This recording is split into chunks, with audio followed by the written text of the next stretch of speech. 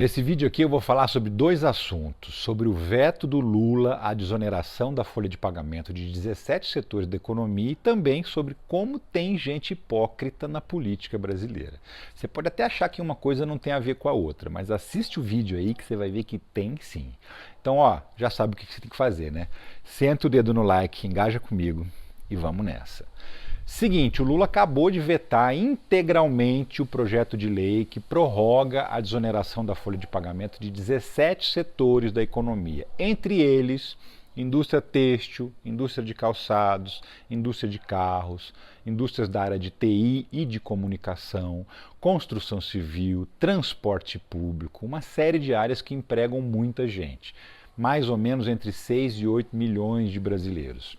Pois bem, os empresários já começaram a espernear e os políticos, claro, estão reagindo a isso também, né? A ideia é derrubar o veto do Lula, é reunir votos suficientes para derrubar o veto do Lula e manter a prorrogação do prazo até 2027 da desoneração da folha de pagamento. O que é isso?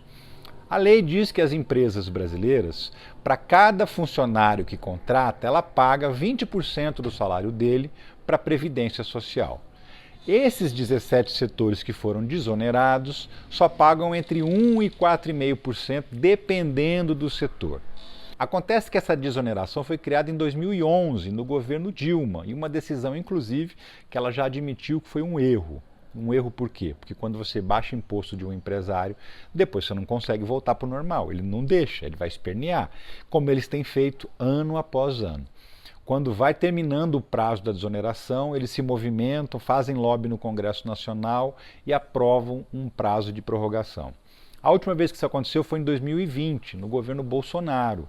O ministro Paulo Guedes é que comandava a economia. Na época, o Bolsonaro fez o quê? Vetou a desoneração integralmente, a pedido do Paulo Guedes. Por quê? Porque não podia abrir mão daquela receita de mais ou menos 10 bilhões de reais por ano. E argumentou, inclusive, que era inconstitucional que o Congresso estabelecesse uma renúncia fiscal sem apontar uma compensação para esse dinheiro. Mas o Congresso não entrou nessa e votou a si mesmo e derrubou o veto do Bolsonaro, e essa prorrogação foi valendo até agora. Agora ela está terminando de novo. E aí o Ministério da Fazenda, desde o início, está dizendo que é contra a prorrogação dessa desoneração pelo mesmo motivo do Paulo Guedes. Não dá para abrir mão dessa receita no momento que a gente está lutando pelo déficit zero em 2024. Só que os empresários estão dizendo que vão ser obrigados a demitir se não mantiver essa prorrogação. E falam até em demitir entre 600 e 700 mil pessoas no Brasil afora. Pois é, os deputados e senadores já estão se organizando, então, para que o Congresso derrube o veto do Lula. Onde é que entra os hipócritas aí?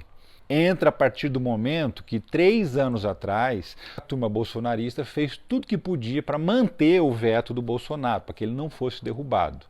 Agora, essa mesmíssima turma está fazendo de tudo para derrubar o veto do Lula, ou seja, 3 anos atrás, o Brasil não podia abrir mão de 10 bilhões de reais. Agora pode, porque o governo mudou, não é mais um governo que eu gosto, então quero mais é que se dane.